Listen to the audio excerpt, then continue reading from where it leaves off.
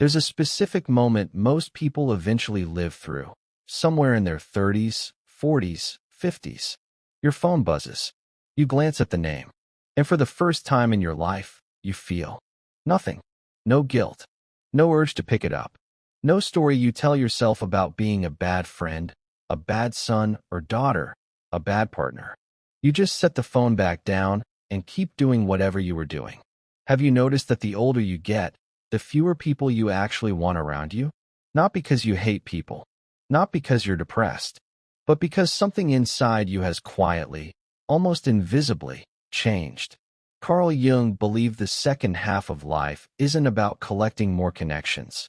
It's about discovering which connections were never truly yours to begin with. You used to fill your calendar with plans you didn't really want to keep.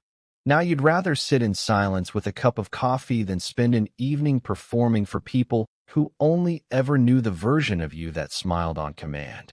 You used to answer every text within minutes, terrified of seeming distant.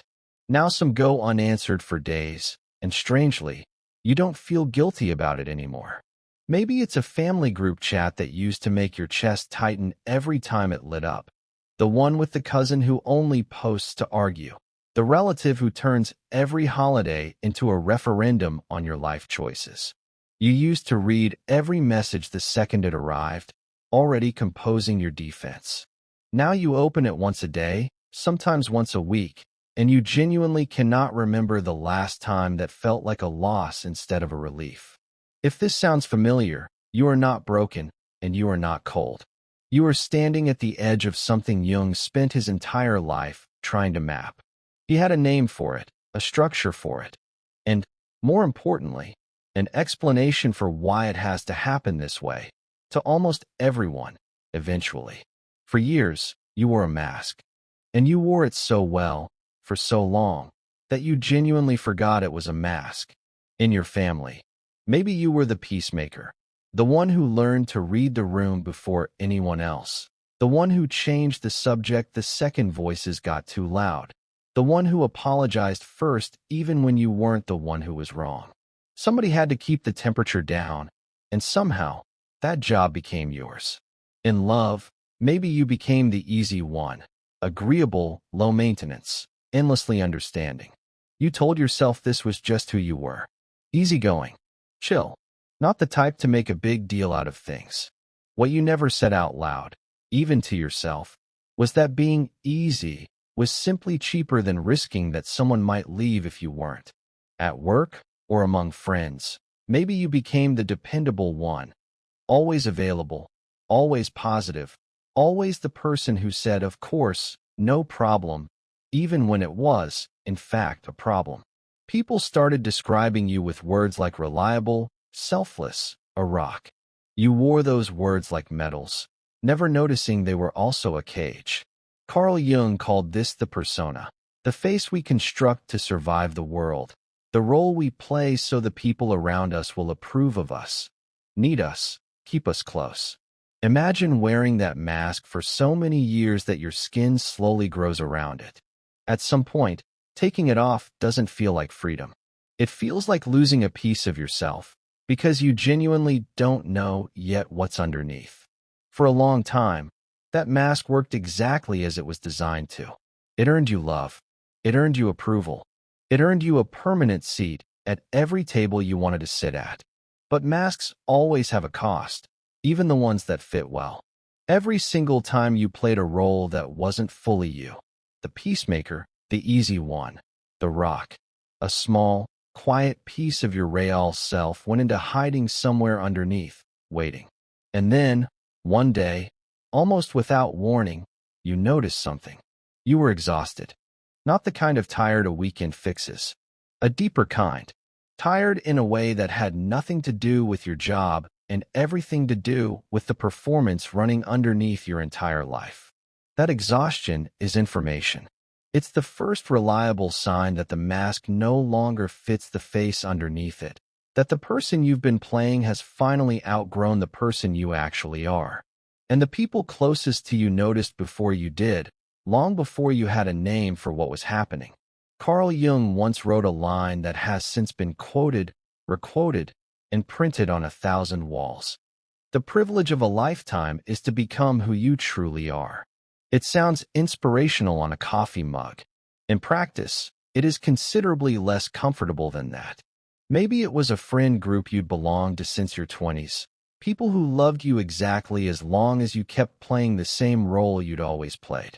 The moment you stopped automatically saying yes to every plan, the group chat got quieter. Nobody made an announcement about it. They simply, gradually, stopped including you the way they used to. Maybe it was a family member who only ever called when they needed something. Advice, money, a favor, a sympathetic ear at 11 at night. The day you started saying, "I can't talk right now," instead of immediately picking up, something shifted in how they spoke about you. Some people even used the word selfish. It's strange how, the moment you stop giving endlessly, certain relationships redefine an ordinary boundary as betrayal. Here's what most retellings of Jung's quote leave out. Becoming who you truly are is not gentle, and it is rarely peaceful at first. It means you stop performing the role. You stop nodding along just to keep the temperature down. You stop chasing approval from people who only ever like the mask, never the face underneath it. And the moment you stop, something predictable happens. People disappear, not because you pushed them away, because they were never attached to you in the first place. They were attached to the performance. They love the mask, not the skin underneath it. You didn't lose them. You simply stopped paying the price they had quietly been charging you for something they called friendship. And if you're honest, the hardest part wasn't that they left. It's that some mornings, you still reach for your phone to tell them something, before remembering you don't do that anymore. Relief and grief, it turns out, can occupy the exact same moment. You probably think you cut these people off because they were toxic, because they drained you, because, frankly, they didn't deserve you anymore. That's not quite it. You cut them off because the version of you who needed them, the one who needed their approval, their company, their validation just to feel like a real person, was already dying. And nothing buried alive stays buried quietly. For years, you were patient. You were agreeable. You were the one who let things go, who absorbed the comment that stung, who laughed off the joke that wasn't actually funny, who said, "It's fine," more times than you could count, in situations that were not, in fact, fine. Jung believed that nothing we suppress simply disappears. It doesn't evaporate because we stopped acknowledging it. It goes underground. It waits, sometimes for years, sometimes for decades, gathering weight in the dark. The anger you thought you'd conquered was never gone. Sometimes it holds your desire to be loud, to take up space, to want things openly instead of asking for them sideways. Whatever didn't fit the role you were assigned got pushed down there, regardless of whether it was good or bad. There's a stranger side to the shadow, too. Jung noticed that the people who irritate us most, who we judge most harshly, often carry a quality we've refused to recognize in ourselves.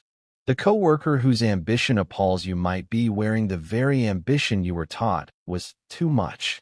The friend who suddenly went quiet and distant, the one you privately called cold, might simply be doing what your own shadow has been begging you to do for years. This doesn't mean every person who upsets you is secretly a mirror, but it's worth asking, every now and then, why a particular trait in someone else gets under your skin so completely. Sometimes the answer is simply, because it's yours too, and you buried it a long time ago. And the shadow does not ask for permission to return. Maybe it showed up at a dinner table, when somebody made the same old joke at your expense, the one you'd laughed at politely for 15 years. Except this time, you didn't laugh. You put your fork down and said, quietly, "Don't do that again." The room went silent. Somebody muttered that you changed.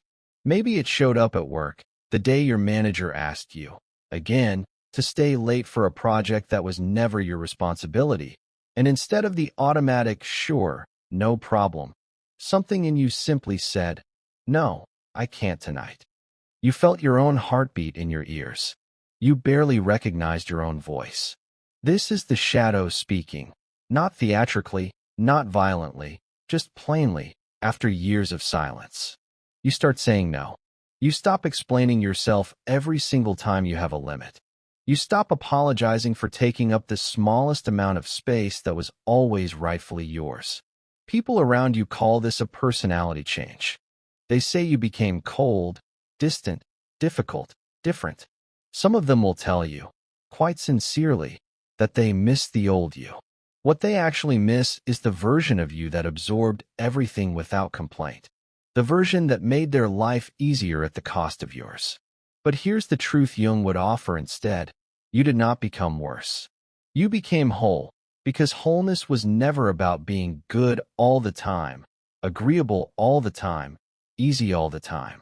It was about no longer hiding from the parts of yourself you'd spent a lifetime pretending didn't exist. Jung didn't just write about solitude. He lived inside it, deliberately, for decades. In the later years of his life, he built a stone tower by hand on the shore of Lake Zurich, in a place called Bollingen. He quarried stone. He laid it himself, piece by piece, often alone, expanding the tower over the years almost the way a person slowly rebuilds themselves. No electricity, no telephone, no distractions of any kind. Just him, the lake, the sound of his own tools, and, eventually, the sound of his own mind. He wasn't running from people. He was making room for something people could never give him. The experience of his own thoughts, completely undisturbed. Most people are afraid of silence. Not because silence is empty, but because it isn't. The first hour of real solitude is rarely peaceful. If you've ever turned your phone off for an evening, you know this restlessness, the itch to check something, anything, just to avoid sitting in the quiet a moment longer. That restlessness isn't weakness. It's resistance, the part of you trained for years to stay distracted, suddenly losing its job. But if you stay in the silence a little longer than feels comfortable, something shifts. Silence removes distraction. And the moment distraction disappears, something else finally gets the chance to speak. The part of you that doesn't use words first, the part Jung called the unconscious. This is, in many ways, the entire engine behind Jung's life's work. He paid close attention to dreams, to the images that arrived uninvited in moments of quiet, to the symbols his own mind produced when nobody was performing for anybody. He believed the unconscious wasn't an empty void. It was closer to an entire second presence living inside you, one that had been trying to get a word in for years, constantly interrupted by your calendar, your phone, your need to be needed by everyone else. That tower at Bollingen wasn't where Jung went to escape people. It was where he went to finally meet himself. This is the line his philosophy draws so clearly, the one most people blur completely. Loneliness is the ache of connection you want but don't have. Solitude is the peace of a life you finally chose for yourself. You don't need a stone tower on a lake to find this. It might be the first 10 minutes after everyone else in the house has gone to sleep. It might be a walk you take alone now, on purpose, one you used to fill with a phone call out of habit. It might simply be the version of Sunday morning where, for once, nobody needs anything from you. It's worth saying plainly, Jung was not arguing that the goal of psychological growth is to disappear into permanent isolation. Solitude, in his model, is a chamber you pass through, not a place you move into forever. The work that happens there, facing the unconscious, integrating the shadow, hearing what the persona was always drowning out, eventually changes how you return to people, not whether you return at all. Most who misunderstand this stage call it isolation, antisocial, even cold. But there's a real difference between a wall and a closed door you can open again whenever you choose. Walls are built from fear and keep everyone out indiscriminately. The quiet you're building now is selective, and that selectiveness is exactly the point. You are not sitting alone wishing your phone would ring. You are sitting in a room, literal or otherwise, that you built on purpose, finally able to hear yourself think. There was a time when losing someone felt like losing a piece of your own identity. You needed their approval to confirm you were good. You needed their presence in your life to confirm you were lovable, interesting, worth keeping around. Jung had a name for the part of you that eventually stops needing that proof. He called it the self, not the small, anxious self built entirely from other people's opinions of you, but the deeper, more whole self underneath it, the one that existed before anybody ever had an opinion about you at all. This is also why so much of this process can feel a little like grief, because in a real sense, it is. The version of you who needed everyone's approval, who needed to be needed, who built an entire personality around being agreeable, that self had to die for this one to exist. You can mourn it. Plenty of people do, quietly, at strange hours, for people who are still alive in relationships that technically still exist on paper. Jung called the larger process individuation, not becoming a new person, not self-improvement in the productivity sense, but finally meeting the one who was there all along, underneath the performance. The mask had grown into the skin over so many years. But skin heals.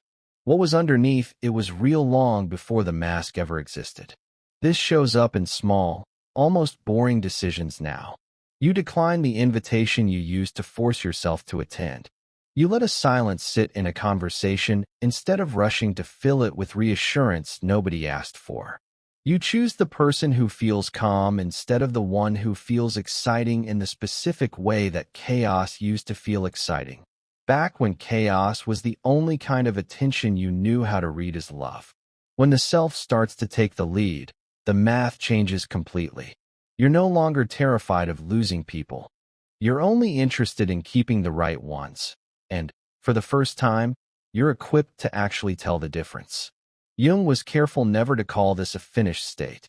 The self isn't a destination you arrive at, and then relax, mission complete. It's closer to a direction you keep facing, one ordinary decision at a time, for the rest of your life. So if you've made it this far, maybe none of this needed Jung to explain it to you. Maybe, somewhere underneath it all, you already knew. Maybe nothing is actually wrong with you. Maybe you didn't cut people off at all. Perhaps you simply stopped abandoning yourself in order to keep them. And here's the strange part. The people you lost were never the tragedy. The tragedy would have been losing yourself and keeping them anyway. Maybe peace didn't arrive the day the mask came off. Maybe it arrived the day you stopped asking anyone else for permission to take it off.